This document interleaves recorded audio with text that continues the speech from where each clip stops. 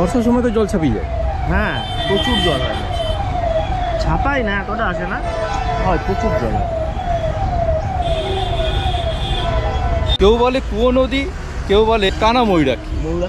আর এটা অ্যাকচুয়ালি ময়ূরাক্ষী নদীর শাখা, এবং এই নদীর সাথেই কিন্তু জুড়ে আছে কাদির নামকরণের কিছু রহস্য।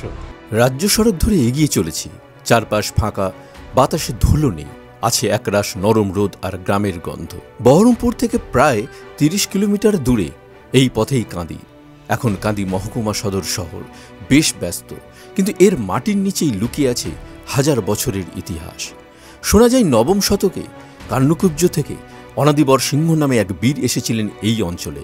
তিনি সুরবংশীয় রাজা আদিসুরের কাছ থেকে কিছু গ্রাম পেয়েছিলেন পুরস্কার হিসেবে। সেই থেকেই শুরু কাঁদি রাজবংশের কাহিনী, একটা ইতিহাস যা প্রায় সহস্রাব্দ পুরনো। পরে আনুমানিক 12 বা 13 শতকে বন কেটে এক নতুন জনপদের সূচনা করেন এই বংশের বনমালী সিংহ। অনেকে আজও বলেন তিনিই আসলে কাঁদি শহরের প্রকৃত প্রতিষ্ঠাতা। আমরা এখন কল্যাণপুর হয়ে, কাঁদি বাস স্ট্যান্ড থেকে কল্যাণপুর হয়ে বাতুল গ্রামের দিকে যাচ্ছি। আর বাতুল গ্রাম, এই বাতুল গ্রামে একটা পুরনো শিব মন্দির আছে, যেটা অনেক পুরনো, প্রায় 500 বছরের পুরনো, ওখানকার লোকজনের জনশ্রুতি। সেটা আমরা দেখব প্রথমে। তারপর ভবা পাগলা, মানে লালনের পর বাউলে সব থেকে বেশি যার নাম উচ্চারিত হয়, তিনি 8 বছর এখানে ছিলেন, এই জায়গায় সাধনা করেছেন, উনি গান লিখেছেন। এবং ভবা পাগলার এখানে হিন্দু মুসলমান সবাই আর কি ওনার শিষ্যত্ব গ্রহণ করেছে, এবং এখনও ভবা পাগলাকে নিয়ে ওখানে গান বাজনা হয়। একজন সন্ন্যাসী আমাদের সঙ্গে তার দেখা হতেও পারে, না হতেও পারে, দেখা হলে ভালো হবে। ভবা পাগলার আঁকা ছবি আছে সেখানে।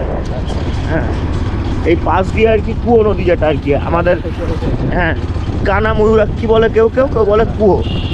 কাঁদির নদীটা একটা টাইম আর কি, কাঁদির নদীর ওপর দিয়ে একটা সময় এইদিকেই নাকি চাঁদ সদাগরের ডিঙি গেছিল বলে। তো এই আর কি এই জায়গাটায়, হ্যাঁ হ্যাঁ, একটা সময়। এবং এখানে ওই গন্ধবণিক যারা আর কি, মানে গন্ধবণিক এবং সুবর্ণ বণিক প্রচুর পরিমাণে আছে। এই চুনকাম করে পুরোনো কারুকাজগুলো নষ্ট হয়ে যাচ্ছে আর কি। এটা নিয়ে খুব মানে আমাদের এই ব্যাপারে আর কি যারা মানে উৎসাহী হওয়া দরকার। আমাদের জজানের যেটা সর্বমঙ্গলা মন্দির, আপনি আগের ভিডিওতে দেখিয়েছিলেন, সেখানে তো পুরো রামায়ণ মহাভারতের কাহিনী উল্লেখ ছিল, সেগুলো নষ্ট হয়ে গেছে। হ্যাঁ, নামিয়ে দিন।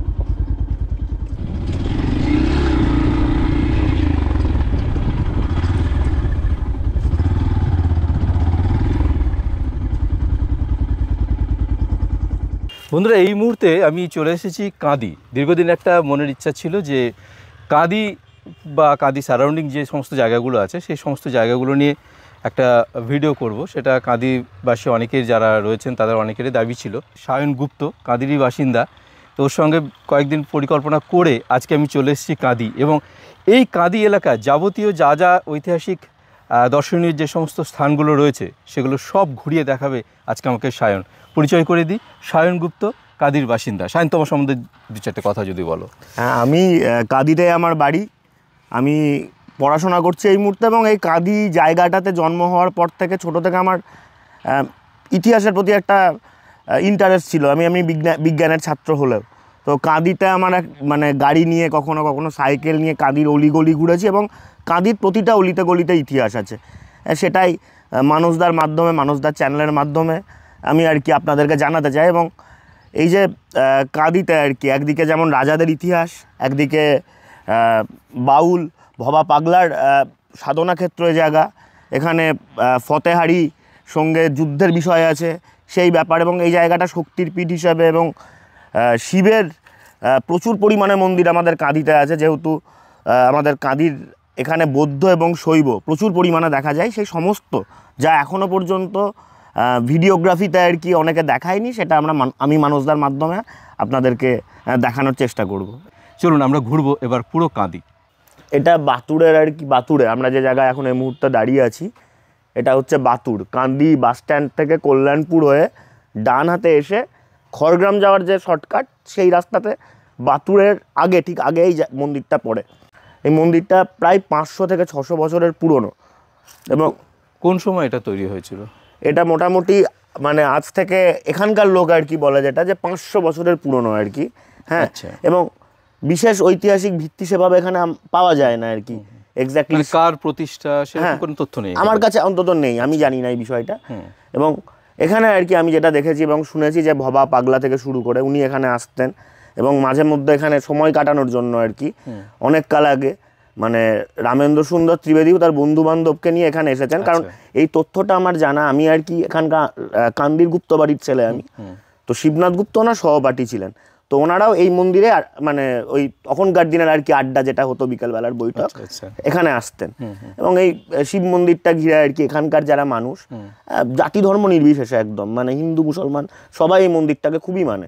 এই জায়গা নিয়মিত পুজো হয় এবং ওই যে ওখানে আর কি সেবায়িতরা থাকেন আর কি, এই মুহূর্তে নেই, পাশে ঘর আছে, ওনারাই দায়িত্বে থাকেন এবং অনেক পুরনো এটা আর কি। শিবের পুজো হয় প্রত্যেক দিন, নিত্য পুজো হয় এবং এখানে আর কি ওই শিবলিঙ্গ যেটা, শিবলিঙ্গের ওপর আর কি একটা ধাতুর তামার আর কি সাপ আছে যেটা খুব বেশি পুরনো নয়, 20 বছরের মতন পুরনো, আমি জিজ্ঞেস করেছিলাম। মন্দিরটার কারুকার্য ছিল আগে এবং চুনকাম করার জন্য নষ্ট হয়ে গেছে। ওই যে গোল যেগুলো চতুর্ভুজের মতন দেখছেন ও জায়গাগুলোতে সব আগে মূর্তির মতন ছোট ছোট সাধারণত থাকে, ওগুলো নষ্ট হয়ে গেছে একদম কোনো কারণে। অতীতে এই মন্দিরের গায়ে যে টেরাকোটার কাজগুলো ছিল, সেই টেরাকোটার কাজ বা এই যে খোপগুলো দেখতে পাচ্ছেন, এগুলোতে প্রত্যেকটাতে কিন্তু মূর্তি ছিল, সেগুলো সব নষ্ট হয়ে গেছে, মানে অযত্ন অবহেলায় বা সময়ের সাথে সাথে সব কিছুই নষ্ট হয়ে গেছে। তো তারপরের সাদা রং দিয়ে পুরোটাই ঢেকে দেওয়া হয়েছে, কিন্তু এই মন্দির ছিল কিন্তু টেরাকোটার মন্দির এবং তার কারুকার্য দেখলেই সেটা বোঝা যায়। এখানে যে মাঝখানে রক্ষাকালী দেখছেন, ওর ডান পাশে যে শিবটা আছে ওটা ভৈরব হিসাবে পূজিত হয়। মা কালী যেখানে থাকেন সেখানে ভৈরব থাকেন, আর এখানে মহাদেব আলাদাভাবে পূজিত হন। আর এখানকার রক্ষাকালী কিন্তু তন্ত্র মতে পূজিতা হন, এখানকার শক্তি দেবী। এবং এখানকার যিনি এর আগে সাধু ছিলেন, ওনার ছবি ভেতরে আছে, ছবিটার অবস্থা খুব খারাপ।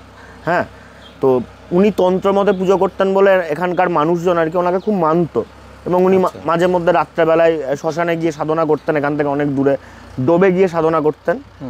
আর এই জায়গাটা আর কি তন্ত্রের জায়গা হলেও কিন্তু মানুষের মাঝে সেই ভয় ব্যাপারটা ছিল না, মানে তান্ত্রিক থাকে যেতে হয় না মানুষ যেটা ভাবে।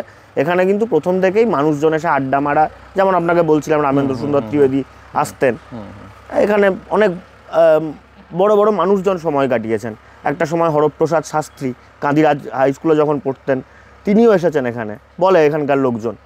হ্যাঁ, এবং এই পুরো মানে এই যে তথ্য আপনাকে দিচ্ছে এখানে এসে সময় কাটানোর, আশুতোষ মুখোপাধ্যায়ের রামেন্দ্র সুন্দর জীবন কথাতে এর উল্লেখ পাবেন।